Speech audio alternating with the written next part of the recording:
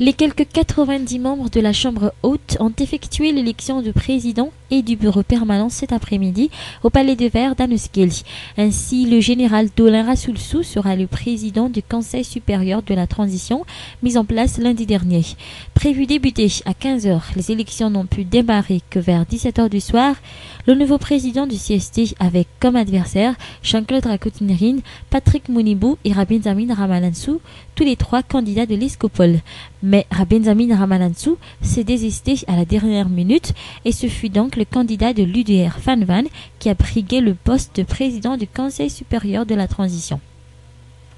À Timbazas, toujours cet après-midi, les choses ne se sont pas passées comme prévu. Si hier, première journée de réunion des 256 membres de cette institution, il a été décidé que l'élection des membres du bureau permanent sera à l'ordre du jour. Dès le début de la réunion, les idées ont divergé. D'autres ont préféré d'abord élaborer le règlement intérieur, tandis que d'autres se sont fixés sur les élections des membres du bureau. Malheureusement, ni l'un ni l'autre n'a été réalisé. Vers 16h, le parti TGV demande la suspension de la séance, tandis que le HPM, de son côté, insiste sur la tenue des élections ce jour. Durant cette suspension, un air de déjà-vu planait dehors. Chaque parti politique a préféré élaborer leur stratégie avant de retourner dans la salle. Finalement, seule la liste des 3 candidats au poste de président du Congrès de la transition fut connue. Il s'agit de Rarnevre Djenatouand du parti Team, Robert Zak du HPM et Vunay Chongen des autres sensibilités. Quant au TGV, ce parti n'a pas encore avancé s'il aura un candidat à son nom ou pas, mais a encore une fois insisté sur le report de l'élection. Pour l'UDR Fanvan, sa position est claire, ses membres soutiendront Rarnevre, ce dernier qui semble être bien parti pour briguer le poste de président du Congrès de la transition. Mais il faudra attendre vendredi prochain pour savoir qui des 3 candidats annoncés présidera la Chambre basse.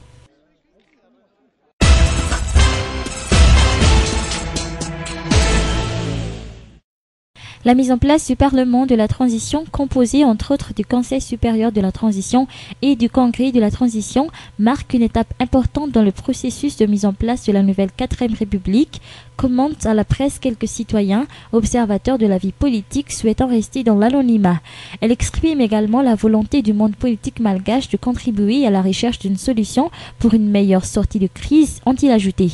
Nul ne pourra donc plus parler d'unilatéralisme, puisque même l'opposition y est représentée par le parti TIC Madagascar de l'ancien président Ravalmanan, le Airpolitikam Tambach partisan du professeur Zafar Bill, et par quelques hommes proches de l'amiral Didier Ratsirak. La prochaine étape cruciale à franchir est maintenant l'adoption des mesures d'apaisement décidées par la conférence nationale, comme la loi d'amnistie pour les prisonniers politiques. D'après les explications de la garde des Sceaux, ministre de la Justice, Christine Zanamassou, hier, en marge de la cérémonie d'installation des membres du Congrès de la transition, les mesures d'amnistie sélective ont été décidées lors de la conférence nationale et qu'une proposition de loi sera présentée au Parlement. Rappelons que l'ordonnance 2010-010 relative à la mise en place du Parlement de la transition stipule en son article 11 que la première session de chaque chambre sera consacrée à l'adoption du règlement intérieur et des mesures d'apaisement décidées par la dernière conférence nationale organisée par le Réam Adjenzour et les organisations de la société civile. Plus d'un s'attend donc à l'adoption de cette loi d'amnistie au début de la semaine prochaine.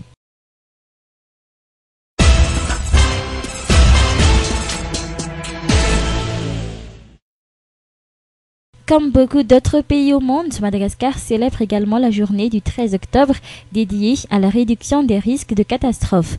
Tremblements de terre, cyclones, inondations, feux de brousse, ce sont des catastrophes auxquelles font face chaque année la plupart des pays comme la Grande Île. S'ajoute à cela le changement climatique qui commence à gagner du terrain. Jusqu'à ce jour, malgré d'énormes progrès scientifiques, les impacts de ces catastrophes sont encore loin d'être maîtrisés par l'homme. Ce qui fait qu'une grande majorité de la population mondiale vit dans la misère et n'a plus aucune ressource. Or, d'après certaines enquêtes effectuées par des experts, les dégâts peuvent être limités si on a les moyens pour prévenir ces catastrophes. Pour la Grande Île, par exemple, il serait important d'introduire la gestion des risques et catastrophes dans le plan de développement des collectivités territoriales, comme les communes, selon l'avis du BNGRC. Puis, l'application des normes de construction dans le pays et l'introduction dans le programme scolaire la prévention des catastrophes.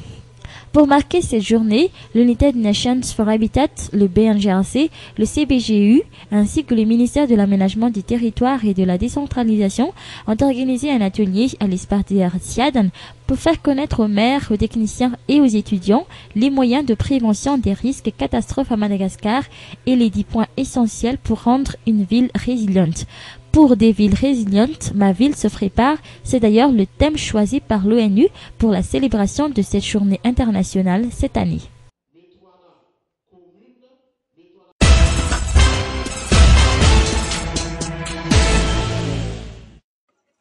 Jusqu'à ce jour, 70% de la population malgache vivent dans la pauvreté. Plus de la majorité des malgaches sont ainsi victimes du problème de sous-alimentation. L'on sait entre autres que 48% des enfants sont touchés par l'insécurité alimentaire et moins de 30% de la population ont accès à l'eau potable. Selon les données émanant du ministère de l'Agriculture, seulement 4% sur les 35% de terrains cultivables sont cultivés dans la grande île. Pourtant, l'on sait que la production alimentaire mondiale devra augmenter de 70% d'ici 2050 pour pouvoir nourrir 9 milliards de personnes suite à la croissance démographique. Ainsi, pour avoir une disponibilité des aliments, le ministère de l'Agriculture encourage la culture contre-saison. Des efforts ont été fournis entre autres dans la partie sud de l'île, le plus touchée par l'insécurité alimentaire. Des efforts ont également été menés pour préconiser l'irrigation. Ainsi, l'irrigation goutte à goutte a été adoptée. Le ministère de la Population a prêté main forte au ministère de l'Agriculture dans la sensibilisation de la population à abandonner certains des pratiques comme le tabou sur la culture de patates douces. À cet effet, le cap des produits alimentaires dans la région Anjouy a diminué de moitié. Il est de 10 000 tonnes en ce moment au lieu de 20 000 tonnes. Pour le ministère de la Pêche, l'augmentation de la consommation est nécessaire pour une sécurité alimentaire. Le ministre de la Pêche et des Ressources halieutiques a par exemple avancé que la consommation de produits halieutiques par habitant à Madagascar n'est que de 6 à 7 kg par an. Notre production annuelle est de 135 000 tonnes, dont 17 000 vont à l'exportation. Pour augmenter les disponibilités de nos produits donc, le ministère de la Pêche œuvre dans la préservation des ressources halieutiques. L'amélioration des techniques de pêche figure également parmi les priorités du ministère. Pour ce faire, une porte ouverte décentralisée sera effectuée. Les ministères de l'Agriculture, de la Population, de l'Élevage et de la Pêche se sont mobilisés ensemble pour célébrer la Journée mondiale de la femme rurale et de la Journée mondiale de l'alimentation avec l'opération Téléfood du 15 au 17 octobre prochain à Antui dans la région Sofia. La commune rurale d'Ampomblav sera à l'honneur pour permettre de constater de visu la réalité des paysans. Cette année, le thème mondial pour la Journée mondiale de la femme rurale est construire un futur durable avec les femmes, mais le thème national retenu est les femmes rurales et le dispositif des centres de services agricoles ou CSA.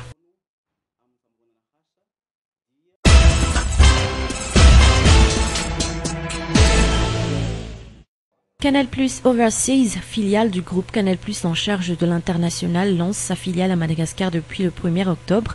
Canal+ Madagascar est le fruit d'un partenariat entre Canal+ Overseas et le groupe SICAM, distributeur de Canalsat Madagascar depuis 1999 jusqu'à ce jour. Cette nouvelle filiale sera en charge de développer la commercialisation et la distribution de l'offre Canalsat Madagascar. Ainsi, Canal+ Madagascar est arrivé avec 2 nouveaux décodeurs HD, offrant plus de choix à ses abonnés. Les grandes nouveautés suite à ce changement, c'est déjà la présence de TVM sur Canalsat.